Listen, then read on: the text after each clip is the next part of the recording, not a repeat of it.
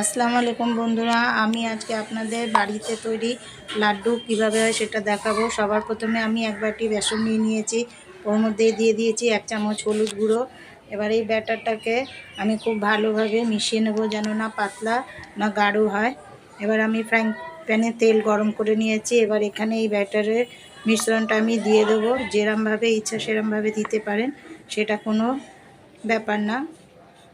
তারপর আমি এগুলো সব ভেজে তুলে নিয়েছি, দেখুন। এবার আমি একটা মিক্সার জারে 4-5টা ছোটো এলাচ নিয়েছি।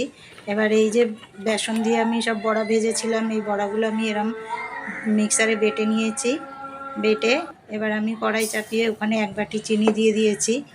এবার দিয়ে দিলাম হাফ বাটি জল দিয়ে, এবার ওর মধ্যে দিয়ে দিচ্ছি কিছুটা ফুড কালার। এবার দিয়ে এটাকে আমি ফুটিয়ে নেব।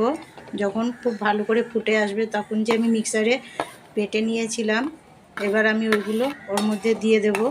দিয়ে এবার এটাকে আমি খুব ভালো করে নাড়িয়ে চাড়িয়ে নেব।